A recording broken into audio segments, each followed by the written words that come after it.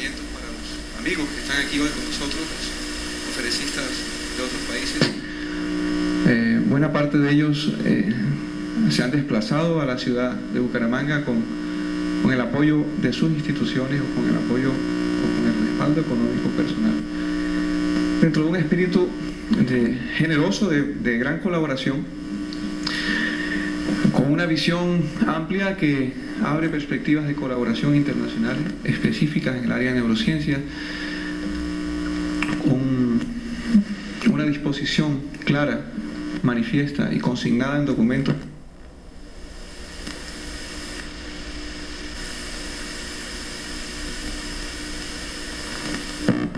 muy motivados, inquietos, con grandes deseos de hacer investigación en neurociencias básicas principalmente. La experiencia de la Universidad Industrial de Santander, sin duda, en términos de grupo de neurociencias, ha mantenido y ha jalonado este tipo de procesos. Y los motores principales de todo ese proceso, sin ninguna duda, han sido los jóvenes que han querido, jóvenes tanto como yo, ustedes que han mantenido el entusiasmo, y a pesar a veces de nuestra displicencia, de nuestra pesimismo frente a las circunstancias, los estudiantes han garantizado mantener vivo un motorcito en el campo de las neurociencias. Yo no podía comenzar de otra manera, siendo que conozco en buena medida el proceso que ha estado desarrollándose aquí.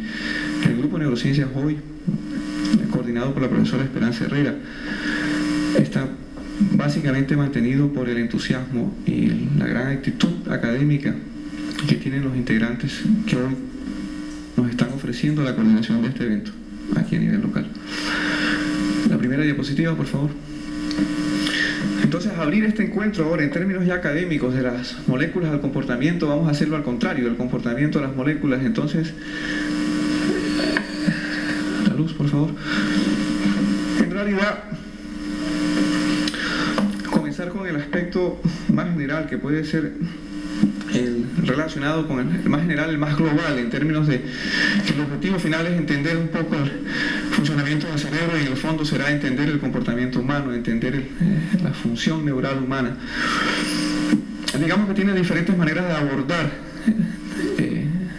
esa área del conocimiento, y esos diferentes enfoques van pasando por los enfoques clínicos de pronto, o de pronto no con seguridad, pasando también por los enfoques clínicos. Los fundamentos básicos pueden tener diferentes lupas con las que usted puede observar los fenómenos, y van desde los que intentamos estudiar un poco el comportamiento animal como modelos que reflejarían eventuales expresiones humanas, hasta aquellos que trabajan en la parte bien molecular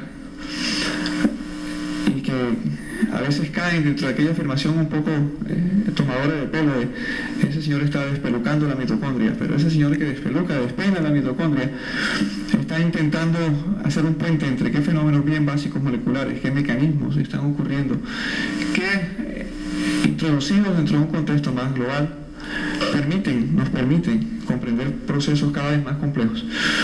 Entonces, arrancar por el análisis comportamental y comenzar con no sé, ¿dónde está? Ya, gracias. Y comenzar con una de las funciones mentales superiores, o funciones neurales superiores, como la memoria, y específicamente la memoria emocional. Resulta interesante en cuanto que nosotros vamos a tener la necesidad de definir algunos de los conceptos, de los términos. Tenemos que mostrar que el que trabaja en comportamiento está obligado a buscar cuáles son las unidades de medida que va a utilizar dentro de su análisis experimental. De pronto, algunas otras áreas del conocimiento básico tienen bastante bien definidas esas variables que les interesa medir. Nosotros vamos a tener que construir en cada caso experimental cuáles son los indicadores eventuales de lo que nosotros queremos estudiar en cada proceso experimental. Desde ese punto de vista, entonces, es obligatorio comenzar por definiciones. Entonces, existen una buena cantidad de definiciones, de tanto de memoria como de aprendizaje, y existe una gran polémica también en detalles finos, particulares. Entonces, esas definiciones que ustedes están viendo ahí, el doctor doctor José Ortiz me hacía la observación que tal vez algún tipo de palabrita podría generar polémica, pero que no le quitaba el contexto. Entonces, nuevamente, por ejemplo, la palabra adaptativo dentro de la definición de aprendizaje, implicando eso como que si tuviera un sentido biológico o de preservación para el animal, no era obligatorio que apareciera tal vez en esas definiciones. En el sentido de que la definición de aprendizaje es una definición operacional en cuanto yo estoy describiendo los fenómenos que están ocurriendo en el proceso observado y percibo un cambio comportamental como consecuencia del entrenamiento del animal. Entonces, yo vengo sosteniendo que si algo en el comportamiento es operacional, algún estudio del comportamiento es operacional, es exactamente el estudio del aprendizaje. En cuanto es un estudio de un cambio comportamental definido previamente o identificado previamente. Y los procesos de memoria serían aquellos procesos que dan cuenta de la adquisición, consolidación y evocación de la información. Y aquí podría aparecer una serie de discusiones nuevamente. De pronto esta no es una definición operacional. Una definición operacional tal vez sería como aquellos procesos que dan cuenta en el tiempo de la reproducibilidad de un cambio comportamental. De cualquier manera, si usted define los eventos, el mensaje en esta parte de la presentación es: defina los eventos, identifique qué es lo que usted quiere decir cuando habla de memoria, cuando usted dice aprendizaje, y todo el mundo le va a entender. Si no lo precisa, va a tener algunos inconvenientes obvios, y las personas van a comenzar a utilizar de manera casi inespecífica los términos, cada uno con su concepción. El término de memoria emocional tal vez aparece como palabra clave incluso dentro de los sistemas de rescate bibliográfico en los años 80. No quiere decir que antes no se estudiara la memoria emocional, solo que no se abordaba el tema directamente con esa expresión. Considerando la memoria emocional como esa memoria que da cuenta de las emociones, de las sensaciones asociadas a los procesos de almacenamiento de información y de consolidación y de evocación de la información. Un ejemplo típico, o un ejemplo que podría ilustrarnos, necesariamente típico, es aquella sensación que usted tiene cuando va a presentar un seminario como este, por ejemplo, y todo ese contexto. Si usted está frente a un comité evaluador, entonces no tendría por qué en principio hablar, dar miedo, preocupar, pero si tiene una serie de características que se convierten en aversivas, como por ejemplo un comité de evaluación, entonces usted comienza a asociar. Hablar en público tal vez es un proceso complicado que me expone a algún riesgo, y eventualmente la persona puede mantener esa información almacenada y después, cada vez que va a hablar en público, evoca una emoción que adquirió en alguna situación específica que eventualmente ha sido traumática, por ejemplo. Podría no ser. Podría ser también agradable, por supuesto. Esa es la definición que da Joseph Deleuze de la Universidad de Nueva York, de las personas que quizás más han desarrollado trabajos específicos en esta área. Entiendo que aquí hay algunos alumnos de psicología, entonces para ellos es muy fácil esto, empezar a manejar este tipo de terminología de lenguaje. Para alumnos de medicina es un poco más difícil. Entonces, solamente como ilustración, estamos mostrando el curso temporal de la evolución de la información, o del procesamiento de información. La primera fase, que sería la fase de adquisición de una información, que es propiamente lo que se llama aprendizaje. Esa fase donde el animal evidencia los cambios comportamentales como consecuencia de la experiencia. Pero una vez expuesto a esa experiencia, algunos procesos neurales ocurren, e inclusive se consigue modificar un poco ese tipo de información, o ese procesamiento inicial.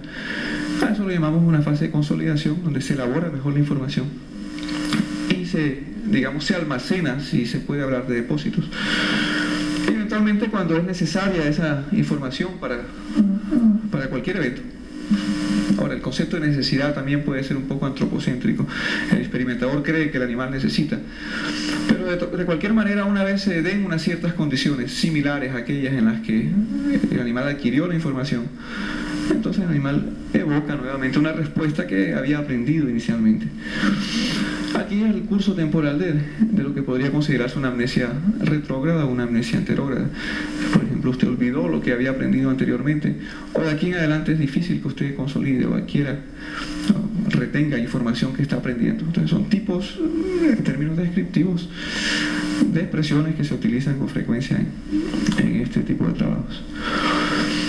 Esta es una clasificación bien general que da el libro de Grier, de etología, de comportamiento.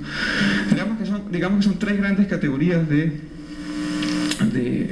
maneras de abordar un análisis comportamental. Entonces, la primera manera es describir un comportamiento lo más escueto posible. Entonces, usted observa un animal caminando, haciendo levantamientos, defecando, orinando, y usted va describiendo sin darle un significado inicial, por lo menos al tipo de registro de la observación comportamental. Con base en esto se construyen lo que hoy en día llaman etogramas, y ustedes van a ver descritos en el abordaje de la epilepsia experimental desde el punto de vista etológico cómo existe una serie de descripciones comportamentales que son útiles para ver cuándo se repiten, en qué momento aparecen, etc. Eso sería un tipo de etograma construido a partir de descripciones casi que locomotoras. Una segunda manera de observar el comportamiento es aquella que se describe por consecuencia, dicen en el libro de Grier. Dentro de esta categoría, entonces, yo siempre digo que tiene sus ventajas y sus desventajas. Tiene sus ventajas en cuanto es antropocéntrica, aún en ese sentido es ventajoso, pero ahí mismo está el riesgo. Es decir, yo voy a decir que este comportamiento del animal se parece al comportamiento mío de fuga o al comportamiento mío defensivo, entonces yo le atribuyo esa categoría al comportamiento animal. Entonces es bien riesgoso porque yo no tengo ni idea de qué es lo que está pensando el animal, no tengo ni idea de qué es lo que está sintiendo el animal. Sin embargo, le atribuyo una categoría que eventualmente es imprecisa, es especulativa, pero permite, por otra parte, el abordaje de un problema que se constituiría en un modelo de estudio de un fenómeno humano, comportamental humano. Entonces, en ese sentido resulta interesante.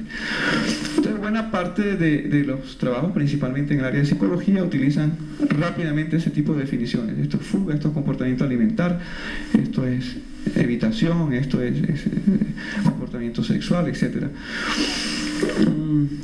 Continúa siendo útil, pero nuevamente la sugerencia es defina muy bien lo que usted va a describir o a lo que usted le va a atribuir una categoría de fuga o de lo que quiera.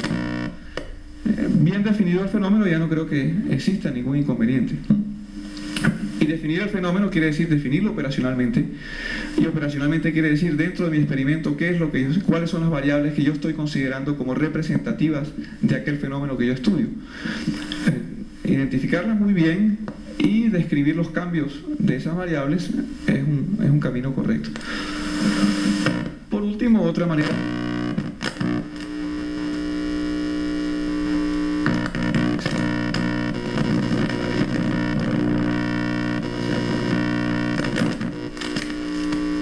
animal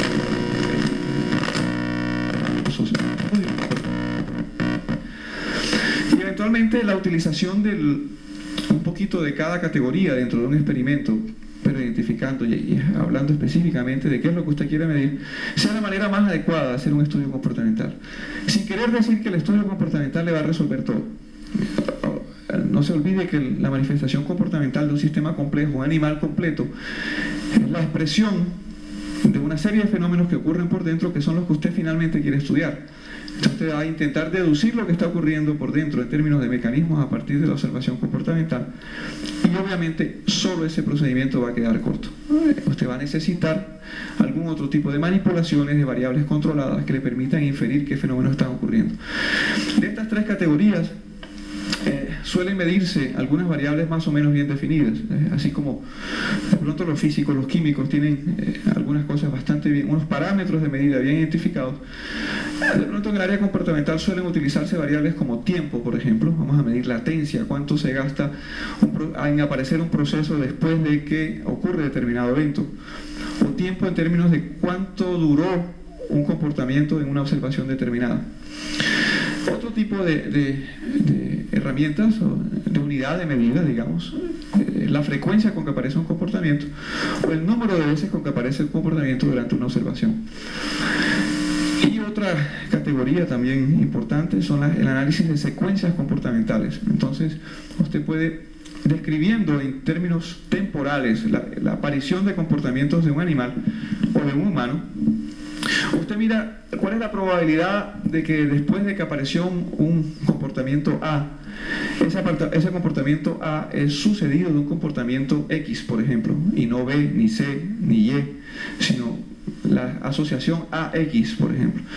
Y hay una manera de hacer algún tipo de análisis estadístico para ver si esa secuencia comportamental es negativa. Y usted puede utilizar entonces ahora un fenómeno importante en cuanto a que puede estar representando una serie de fenómenos neurales también, que desde el punto de vista temporal tienen un sentido abordable, reproducible, fácil de identificar. Esas secuencias no solamente se hacen por pares de comportamientos, también se hacen por grupos complejos de comportamientos. Entonces, por ejemplo, ¿cuántas veces aparece A, B, C, D, E en términos de comportamiento?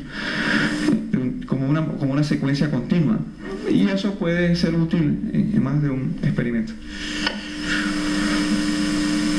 Yo voy a hacer énfasis en la primera parte de la charla. Al final hay algunos resultados que, si es el caso, voy a omitir porque el doctor Tomás va a mostrarlos. Entonces, esta presentación es más introductoria de qué aspectos considero yo que deberían ser importantes en el abordaje comportamental para estudio de mecanismos neurales, en el fondo.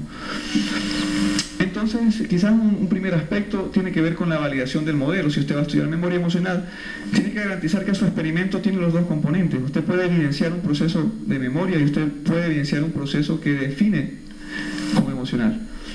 Una vez que usted demuestre que esos dos componentes existen, usted podría razonablemente utilizar ese experimento, ese diseño, ese protocolo experimental como una buena herramienta para abordar el proceso de memoria emocional. Entonces, por supuesto, lo primero es identificar eso. Existen algunos parámetros comportamentales, algunos parámetros fisiológicos y algunos parámetros farmacológicos para identificar los componentes o de memoria o los componentes emocionales. Entonces, desde el punto de vista fisiológico o digamos desde el punto de vista comportamental inicialmente, en la rata un comportamiento de congelamiento, un comportamiento de defecación intensa, un comportamiento de micción, inclusive algunos comportamientos de carrera veloz, tienen algún significado desde el punto de vista emocional con base en las experiencias previas de los trabajos de la literatura, y usted puede utilizar esas herramientas como un indicador de emocionalidad. Hace una revisión bibliográfica y usted puede encontrar fácilmente a qué tipo de fenómenos emocionales se les han asociado esos comportamientos. Desde el punto de vista fisiológico, por supuesto, cambios funcionales de tipo endocrino, de tipo autonómico, son unos buenos indicadores también de expresión emocional. Cambios en el tiempo, de manera reproducible, sostenida, tanto comportamentales como fisiológicos, reflejan el proceso de memoria, reflejan que usted tiene una adquisición, que tiene un aprendizaje, y si hay un cambio comportamental estable, identificable, asociado a la manipulación de la variable que usted quería controlar, usted puede hablar de que hay un fenómeno de memoria por delante, entonces no tendría mayor inconveniente. Adicionalmente, las personas que trabajan en el campo de las emociones incluyen la necesidad de una validación farmacológica del protocolo experimental que usted está sometiendo a consideración.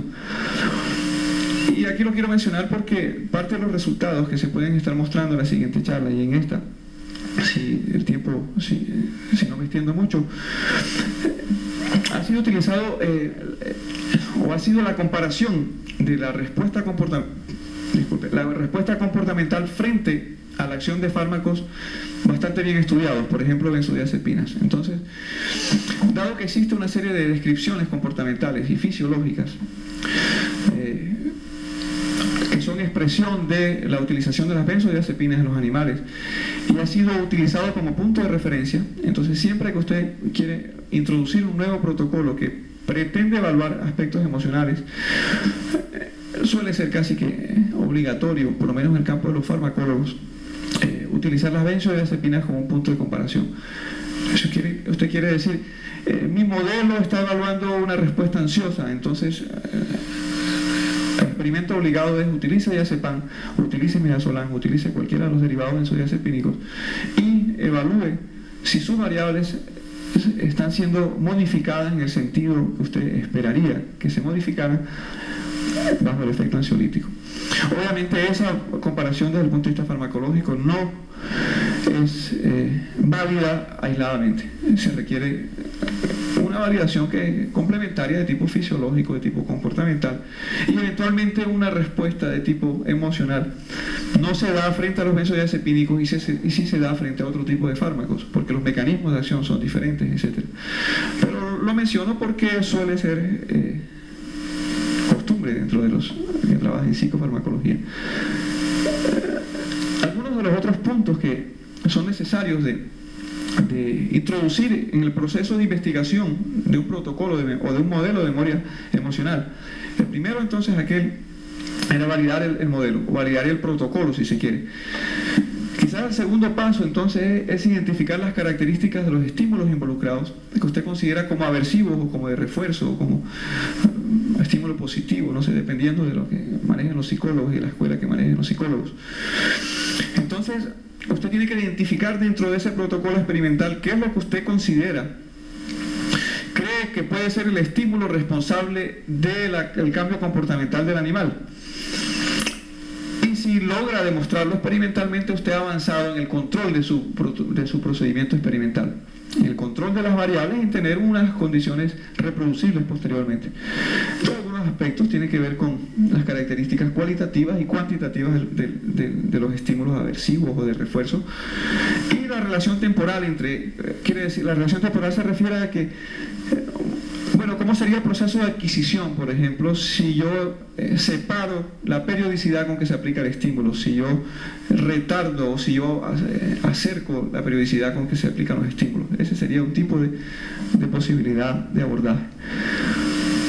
En esta parte estamos los que nos movemos en el parte de la neurofisiología y que queremos asociar comportamiento a neurofisiología, intentando entender algunos mecanismos neurales que den cuenta del comportamiento del animal en ese protocolo experimental. De manera que, y esta es una fase difícil que prácticamente usted puede pasar una vida entera estudiando solo un modelo de condicionamiento, por ejemplo, intentando identificar la circuitería fundamental, intentando entender mecanismos por ejemplo, de relación temporoespacial lógica de la respuesta, o de expresión génica, o de regulación bioquímica de la expresión de la liberación o síntesis de neurotransmisores, la sensibilidad de los receptores, o de los cambios del número de receptores en la membrana como consecuencia del entrenamiento que usted ha controlado en su experimento. Se puede pasar una vida solamente en ese aspecto, buscando, la idea no es entender el detalle específico de ese comportamiento, ese no es el objetivo final sería intentar de ahí deducir algunos mecanismos que pudieran ser generales, aplicables a otros modelos, y que en últimas el objetivo de la investigación es identificar leyes naturales. Entonces sería el fundamento final, o el objetivo final. Esta parte aquí resulta para mí obligatoria dentro de un proceso de investigación.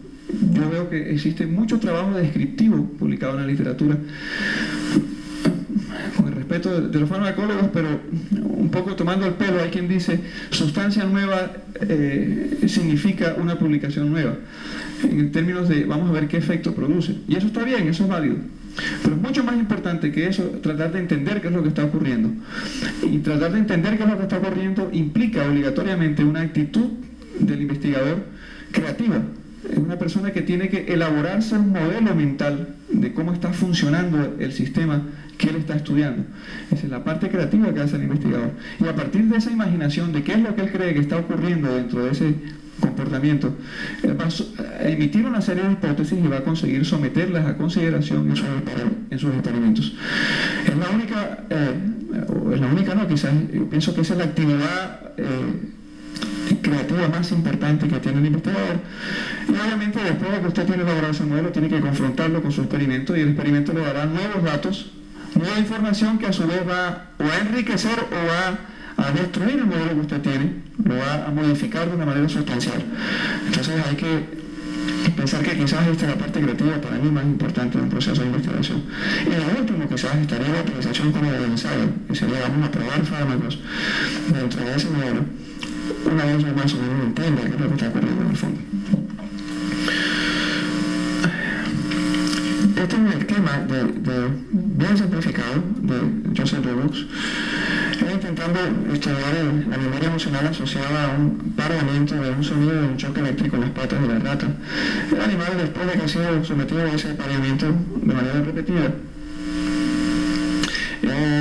después, cuando se le aplica el estímulo sonoro de manera aislada, usted evoca una serie de respuestas comportamentales fisiológicas que se pueden caracterizar y se pueden prever inclusive en cuanto a un modelo de memoria de aprendizaje. Entonces, estudiando las vías que estaría recorriendo eventualmente el sonido como un estímulo condicionado y que no son las vías clásicas de la audición, él describe que, bueno, obviamente al comienzo la vía clásica ingresa después de pasar por colículas, por los núcleos cocleares, etcétera, y en algún momento va a llegar al tálamo. Pasaría por el tálamo sensorial y curiosamente dentro del tálamo sensorial la estructura que participa del condicionamiento de este mecanismo de condicionamiento no tiene que ver con núcleos vinculados.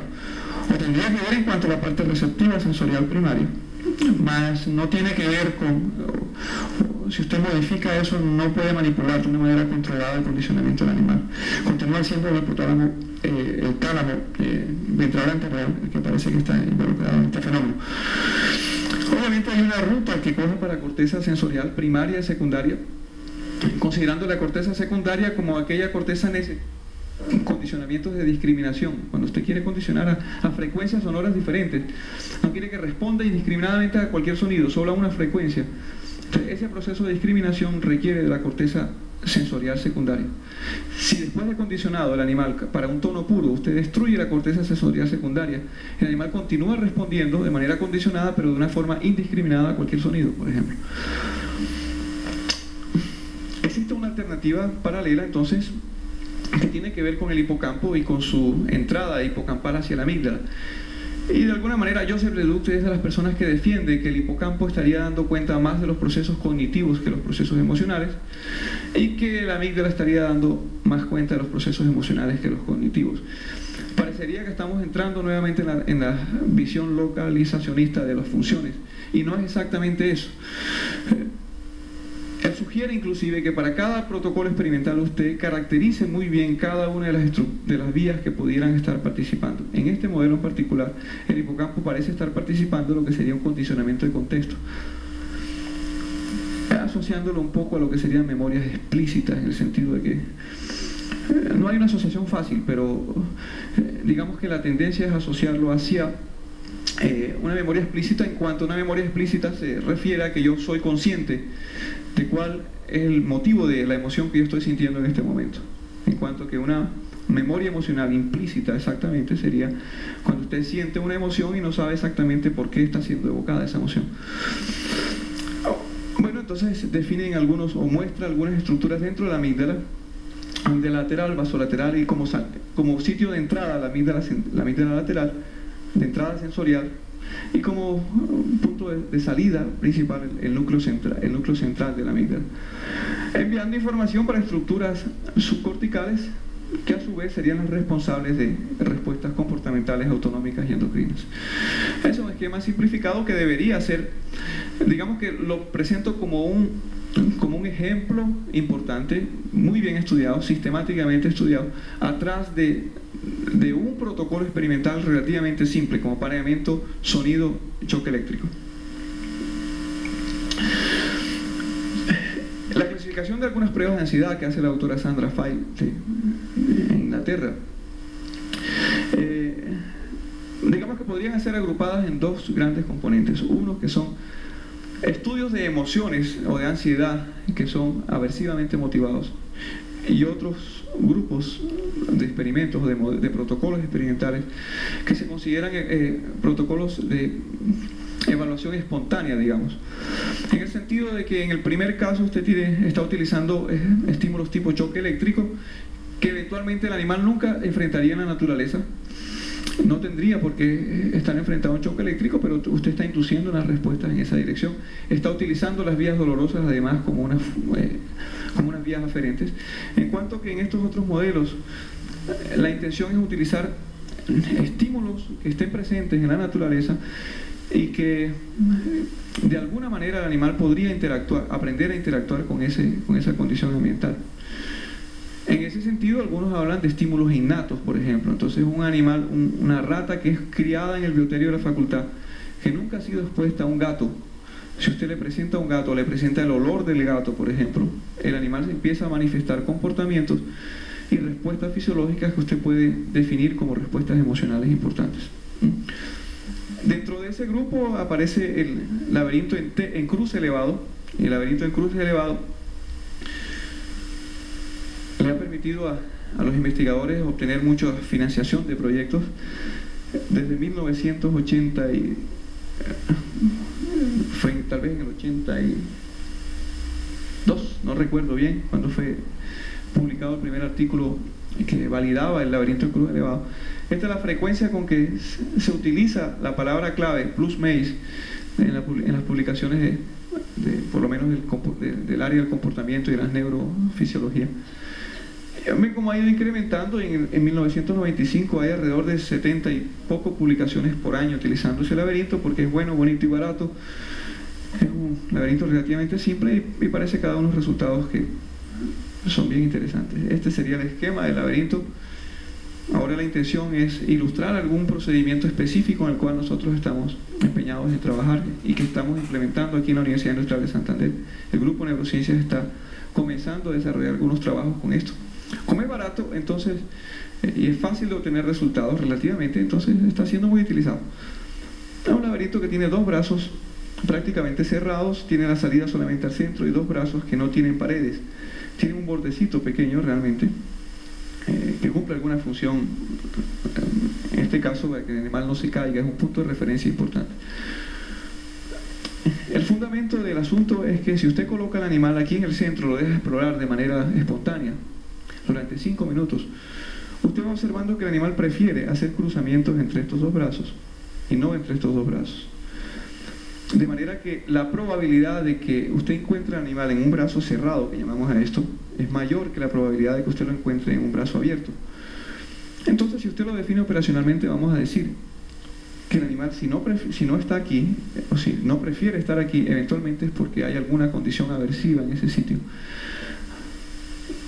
Entonces, las variables que suelen utilizarse para medir ansiedad en términos operacionales es la proporción de veces que el animal hace cruzamientos en el brazo abierto y el tiempo proporcional que él permanece en el brazo abierto con respecto al brazo cerrado.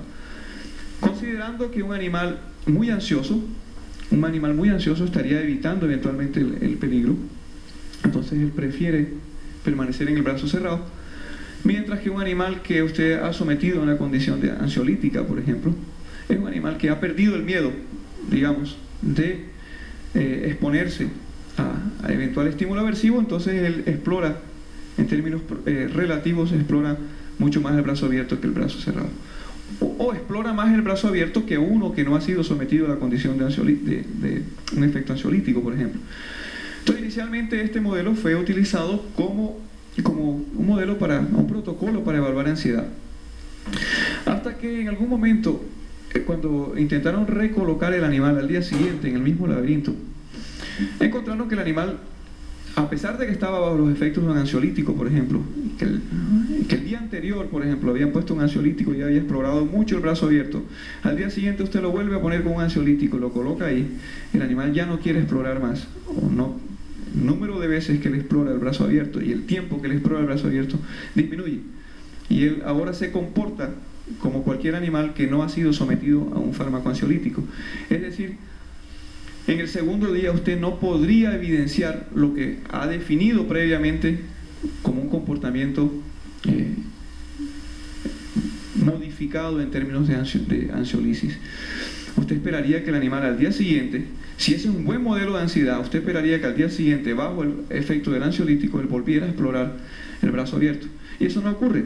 Si usted lo vuelve a hacer el día siguiente, el animal no explora como usted esperaría el brazo abierto, sugiriendo que él mudó su comportamiento, él cambió su comportamiento como consecuencia de la experiencia previa. Entonces pasa a ser ahora un modelo importante de memoria emocional, en el sentido de que el animal, hay una evidencia de un aprendizaje fuerte, porque inclusive evaluado al animal incluso con intervalos de tiempo tan largos como 21 días, que eso es muy largo en el animal, en una rata, el animal todavía se comporta como si recordara experiencia del primer día. Sugiriendo esto, entonces, que hay un proceso de acumulación y de consolidación de la información. Entonces pasa a ser un buen modelo de memoria emocional. Algunas de las cosas que han sido evaluadas asociadas a este laberinto tienen que ver con esto. Bueno, obviamente, si ustedes recuerdan aquellas diapositivas, las primeras que casi no se podían ver con letreros en rojo, ¿cuáles eran los pasos que nos interesaban en el abordaje de un protocolo experimental que quiere evaluar memoria emocional? Entonces, digamos que en ese sentido se ha ido avanzando en el mundo, intentando identificar cada uno de esos pasos que describimos en las diapositivas iniciales. Entonces, hay una buena cantidad de trabajos intentando identificar lo que eventualmente sería el estímulo aversivo del animal. Y quizás la cosa más importante que se ha llegado a concluir es que la aversividad posiblemente estaría asociada al campo abierto, en el sentido de que el animal tiene una dificultad para hacer una exploración sensorial, principalmente con las vibrisas, con los bigotes del animal, y podría eventualmente ese ser la fuente principal de aversividad del brazo abierto. Se han probado diferentes alturas sobre el piso, se han probado diferentes materiales del laberinto, diferentes niveles de iluminación del medio ambiente. Gracias. Hay una buena colección de trabajos alrededor de la caracterización del estímulo aversivo. Está muy bien descrito en términos de campo abierto, digamos, de espacio abierto, que coincide con otros modelos en los que también se utiliza un espacio abierto como una arena circular, donde si el animal prefiere estar en contacto con las paredes con los compartimentos del instrumento que usted utiliza, tiene una menor probabilidad de encontrar el animal en las áreas centrales, por ejemplo, de esos compartimentos donde no tiene el contacto con las vibrisas. La representación cortical de las vibrisas es bien grande en la rata. Algunos factores están intentando pulir el procedimiento, intentando limpiar el procedimiento, algunos factores que estarían influenciando la respuesta comportamental en el laberinto. También hay bastante trabajo sobre eso. Quizás la mayor utilización que se le ha dado al laberinto es probando fármacos. Yo diría que tal vez más del 90% de las publicaciones que trabajan con el laberinto de cruz elevado han sido probando diferentes tipos de fármacos como drogas eventuales ansiolíticas o ansiogénicas. Estas son algunas correlaciones funcionales que no pretendo que ustedes lean, solo para indicarles que ya hay algunas caracterizaciones de tipo hormonal, por ejemplo, midiendo niveles de cortisol o corticosterona plasmática, o midiendo variables cardiovasculares, respuestas autonómicas cuando han sido expuestos los animales o al brazo abierto o al brazo cerrado solamente. Se han medido respuestas de neurotransmisores en diferentes regiones cerebrales, se ha manipulado farmacológicamente, por ejemplo, con drogas tipo morfina o agonistas de esta naturaleza o antagonistas tipo morfina, intentando entender algunos mecanismos asociados al comportamiento en este protocolo de memoria emocional hoy en día.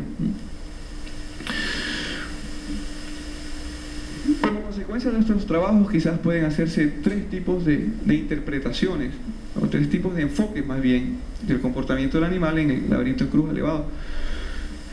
El grupo que más ha trabajado en esto es el grupo de Londres, de la doctora Sandra Fay, y esa respuesta que comentaba hace un instante, en que el animal el segundo día que usted lo coloca ya no responde de una manera que represente lo que yo antes creía que era un comportamiento de ansiolisis. Es decir, esa evidencia de que el animal ahora es resistente al efecto ansiolítico de un benzodiazepínico, ellos lo llamaron resistencia de un intento. Con un solo entrenamiento que el animal tuvo, una sola exposición un día, el animal ya se vuelve resistente, entre comillas, a la acción de las benzodiazepinas en ese modelo. Entonces, en el fondo, de pronto lo que usted está probando en ese modelo al día siguiente ya no es exactamente el proceso ansioso del animal, sino de pronto lo que usted está probando al día siguiente es un proceso de memoria. Y quizás prevalece la información acumulada en cuanto a memoria sobre el efecto ansiolítico de las benzodiazepinas. Pero de todas maneras ellos están intentando abordarlo. El tipo de resistencia que se induce con una colocación del animal en el laberinto es comparable con la tolerancia farmacológica que desarrolla una rata cuando se le ha inyectado por 21 días seguidos un benzodiazepínico. Entonces, por lo menos en términos del curso temporal parecen mecanismos diferentes.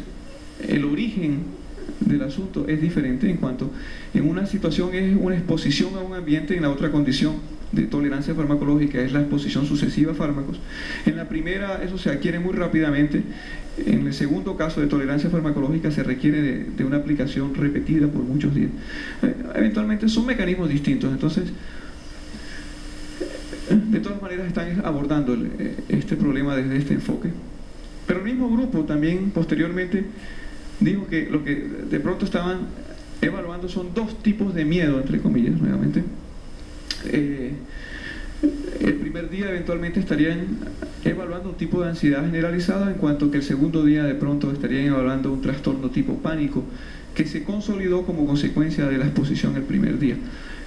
El solo hecho de decir que se ha consolidado como consecuencia del primer día nos obliga a abordar el proceso como un fenómeno de aprendizaje y memoria, y nosotros intentamos abordarlo desde ese punto de vista como memoria emocional.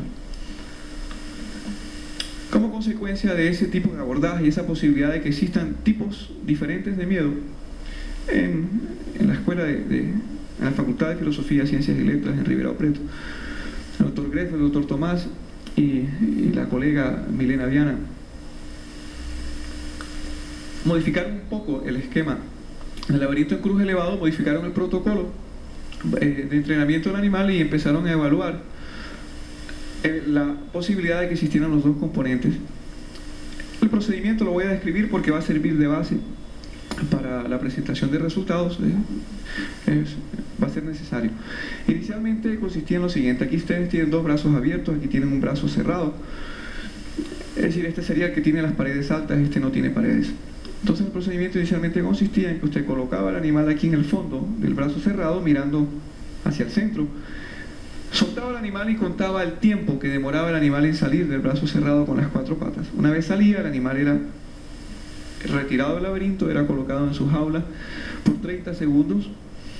Después de 30 segundos era nuevamente colocado, y así repetía usted el proceso por 3 veces, midiendo latencia de salida en todas las oportunidades. Después de que acababa de colocarlo las 3 veces en el brazo cerrado, el animal era colocado en el extremo del brazo abierto y usted medía la latencia con que el animal regresaba hacia el brazo cerrado. 3 días después, usted repetía el experimento de una manera simplificada. Usted colocaba una vez el animal aquí, medía la latencia de salida, y una vez aquí y medía la latencia de salida del brazo abierto. Si el animal había aprendido y retenido la información o consolidado la información, entonces obviamente el primer día la tendencia exploratoria, si se quiere, del animal, eso podríamos definirlo también de algunas otras maneras, pero digamos que la tendencia exploratoria del animal hace que él salga rápidamente. Y solo que en la medida que él va saliendo y se expone a lo que hoy es aceptado como un estímulo aversivo, que sería el espacio abierto del laberinto, del espacio abierto de este brazo, si el animal identifica esto como una condición aversiva, lo que se esperaría es que 3 días después el animal no quisiera salir. Entonces la latencia con que él sale del brazo cerrado, el día de evaluación, es decir, 3 días después, debe ser mucho mayor que las latencias con que el animal salió el primer día. En el sentido que de pronto hasta él llega hasta este lugar, observa, explora este lugar sin salir y regresaría hasta el fondo del laberinto. Y eventualmente, si él también identificaba la ruta de salida del brazo abierto, entonces él debería tener el segundo día una velocidad mayor, una latencia menor de salida del brazo abierto. El primer día él exploraría un poco intentando identificar caminos posibles de salida, pero 3 días después él debería recordar el camino y salir mucho más rápido, si continúa siendo aversivo y si él recuerda. Esa era la idea básica. Uno de los inconvenientes de esa primera publicación, que fue producida caracterizando este modelo, que nuevamente utilizaba las benzodiazepinas como un punto de referencia, intentando evaluar las emociones dentro de este protocolo. Uno de los inconvenientes estaba en que el día de entrenamiento, el primer día, el animal era colocado solamente por 3 veces en el brazo cerrado. Y no teníamos garantía de que todos los animales habían adquirido un nivel de entrenamiento semejante. De manera que si yo voy a evaluar amnesia, por ejemplo, 3 días después, yo debería tener una razonable seguridad de que el animal alcanzó un nivel de entrenamiento deseado. De lo contrario, yo no puedo concluir si el animal olvidó o si el animal no adquirió bien la información. Entonces, en un segundo trabajo, nosotros introdujimos un criterio de adquisición de la información.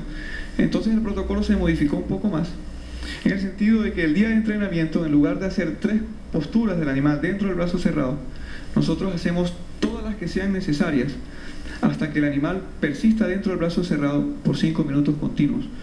Entonces, cuando el animal se queda 5 minutos en el brazo cerrado, lo retiramos y se hace la evaluación en el brazo abierto, y posteriormente 3 días después de eso se hace la evaluación de la retención de la información. Para ver si la introducción del criterio era importante, entonces hicimos un grupo de ratas entrenadas por el procedimiento inicial, eran solamente 3 colocaciones en el brazo cerrado, y otro grupo de ratas que eran entrenadas hasta alcanzar el criterio. Aquí tienen ustedes una latencia de salida del animal del brazo cerrado. Esta es la latencia inicial, digamos que es la línea de base que nos sirve como punto de referencia, la latencia con que él sale la primera vez. Y esta sería la latencia el día 3 días después, cuando intentábamos evaluar qué tanto se demoraba él en el brazo cerrado, el animalito. Y no había diferencias estadísticamente significativas. Sugiriendo entonces que el animal aquí eventualmente podrían existir las dos interpretaciones: o no adquirió la información, no aprendió, o no está recordando. Eran las 2 alternativas. Pero si lo comparamos con el otro grupo, esta es la latencia de base, digamos, la línea de base, la tendencia exploratoria, que es semejante a esta del grupo del primer procedimiento.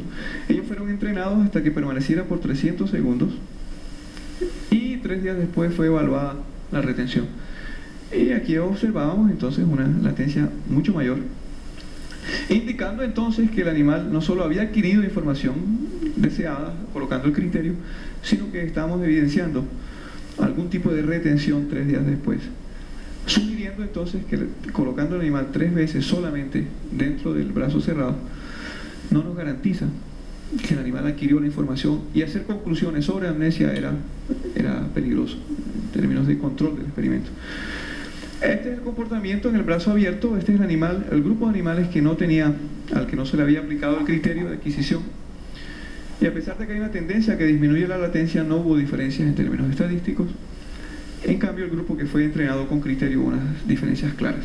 Entonces, ya teniendo la introducción de un criterio operacional de adquisición de información, volvimos a repetir los experimentos del trabajo original, intentando ver si en realidad el diazepam continuaba modificando el comportamiento emocional, y al mismo tiempo continuaba o tenía alguna influencia sobre el proceso de consolidación de la memoria. Esto es para mostrar que la cantidad de información considerada en términos de número de intentos para que adquiriera el criterio, o tiempo gastado para adquirir el criterio, es igual entre un grupo inyectado con solución salina o 3 grupos con dosis diferentes de diazepam, 1, 2 y 4 miligramos por kilogramo de peso. Aquí ven ustedes unas latencias durante el día de entrenamiento, hasta aquí, hasta esta línea punteada. Todos alcanzan un criterio de aprendizaje. Los obligamos a que alcancen el criterio de aprendizaje, como sin el efecto de las benzodiazepinas. Y aquí el día de la retención, este es el grupo de salina, y aquí ven una tendencia de tipo dosis-efecto que podría ser considerada como el efecto amnésico, asociado a la latencia de salida del brazo cerrado del laberinto en T elevado. Esto viene siendo discutido como un proceso de memoria adquirido, en cuanto que el comportamiento asociado al brazo abierto se viene discutiendo alrededor de la eventualidad de que sea un proceso con circuitaría neural diferente, por lo menos, y eventualmente sea de tipo innato, en el sentido de que algunas cosas son afectadas por el diazepam y otras cosas no son afectadas por el diazepam. Me explico mejor. Usted tiene algunos tipos o algunos trastornos emocionales que son modificables por ansiolíticos, y otros trastornos emocionales que no son modificables por ansiolíticos, y en los comportamientos animales parece que existiría una asociación entre manifestaciones innatas o comportamientos innatos que involucran trastornos tipo pánico, por ejemplo, o otros procesos adquiridos tipo ansiedad. Entonces, la idea, un poco explorando también aquella propuesta del grupo de la doctora Fay, ver si el procedimiento permite disociar los dos componentes innatos y adquiridos. El único inconveniente es que en este caso la tendencia a la disminución de la latencia del brazo abierto es reproducible, pero no estadísticamente significativa. Entonces, eventualmente el proceso tiene alguna limitación importante. Es bien reproducible sistemáticamente en cuanto a la evitación que hace el animal del brazo. Esas eran unas gráficas para mostrar que se podía complementar o se debía complementar el experimento. Se debía complementar el experimento con otro tipo de análisis comportamental que evaluara, por ejemplo, o que tuviera un indicador de actividad exploratoria para ver si el fármaco estaba modificando la actividad locomotora. Y los resultados no se debían a eso, sino realmente sí se debían a un proceso de retención o de procesamiento de la información, es decir, de aprendizaje o de memoria emocional. Después nosotros fuimos puliendo las posibilidades de análisis en el laberinto. Hemos hecho una división artificial después de que se filma el experimento. Entonces sobre la pantalla del televisor se hace una serie de divisiones porque intentamos utilizar otros parámetros. Nuevamente recuerden el comienzo, el que trabaja en comportamiento tiene la necesidad de identificar variables para medir que sean representativas de algún proceso que quiere estudiar. Entonces hemos ido puliendo un poco. Usted puede averiguar cuál es la preferencia, digamos, entre comillas, del animal por cada una de las regiones del laberinto, y estamos interesados en los extremos, y estamos particularmente interesados también en la toma de decisiones del animal que ocurre aquí en el centro. Él dura mucho tiempo aquí, digamos, decidiendo si va a explorar, a exponerse al brazo abierto o no.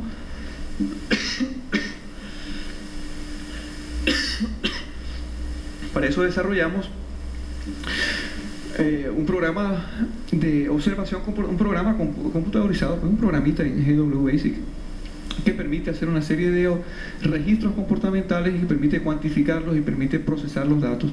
O sea, tiene dos grandes paquetes, digamos, o dos grupos de cosas. Por un lado el manejo de base de datos y por otro lado las posibilidades de hacer cálculos de las variables que ya dijimos, frecuencias, duraciones, latencias, periodicidad con que aparece un evento, puede agrupar eventos, etc. Entonces, es un trabajo que fue realizado con el compañero Víctor Costa y obviamente bajo la dirección del doctor Carlos Tomás.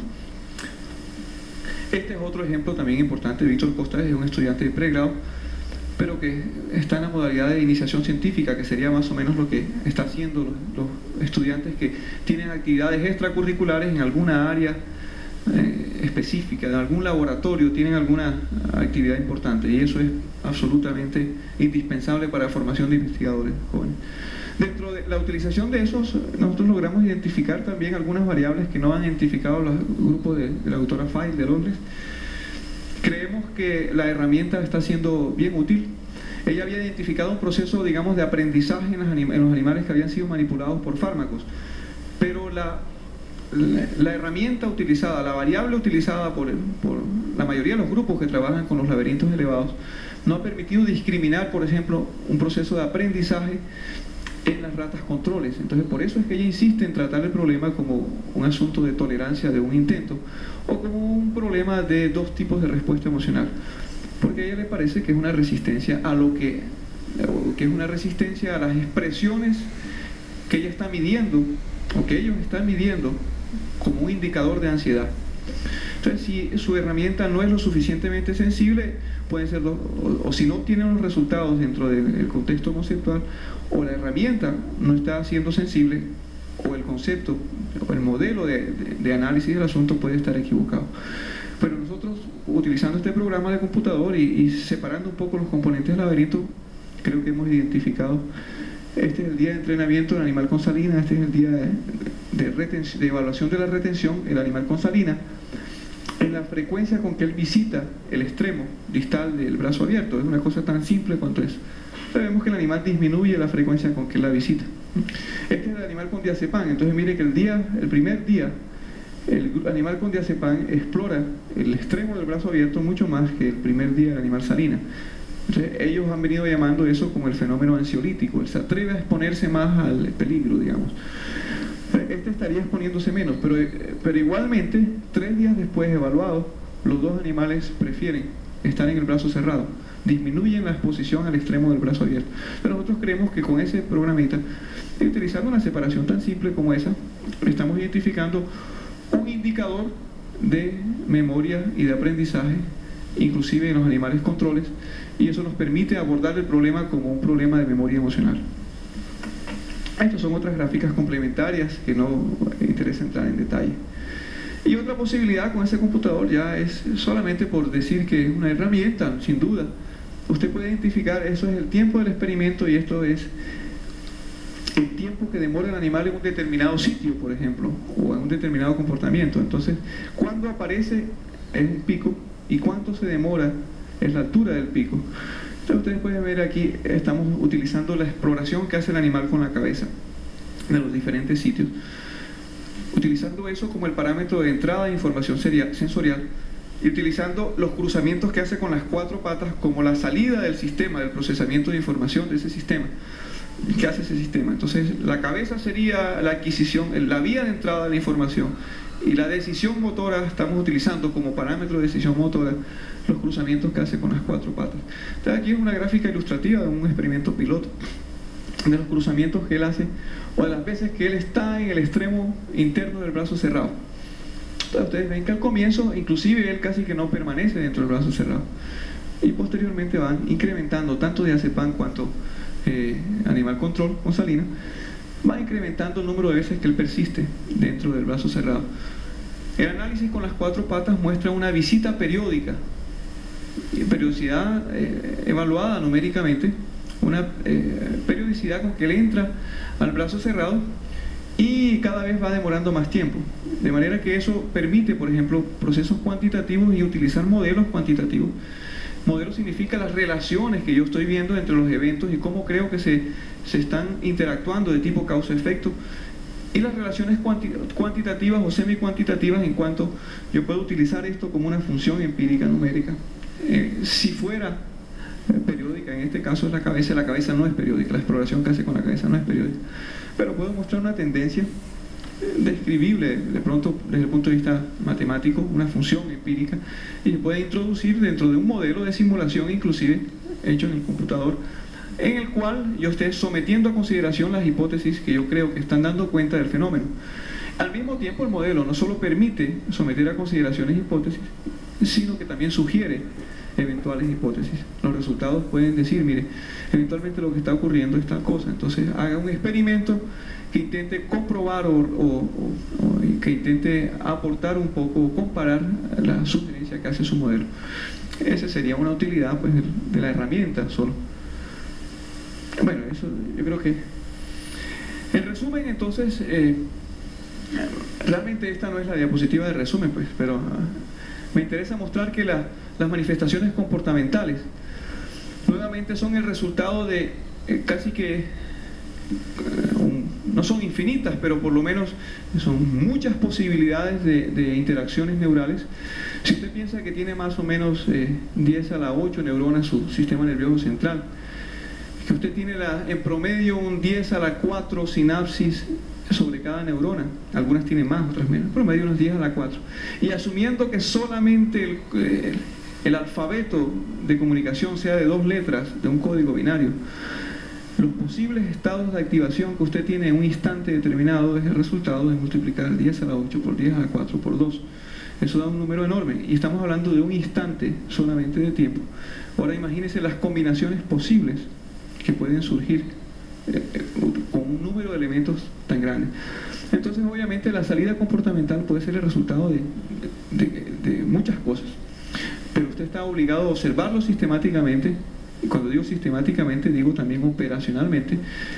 Identifique muy bien las variables que usted va a utilizar como punto de referencia, a las cuales usted le va a atribuir un significado de pronto cualitativo. Y después de que tenga ese concepto, elabórese un modelo, si tiene un experimento hecho, un modelo mental de cómo cree que se podría explicar ese comportamiento. A partir de ese modelo empiece o continúe entonces a experimentar, intentando identificar los circuitos que estarían involucrados, y manténgase en ese circuito retroalimentado. Compare su modelo con experimento, pero su modelo creativo, compárelo con el experimento, y el experimento a su vez le vuelve a retroalimentar la versión que usted tenía. Digamos que esta es la introducción.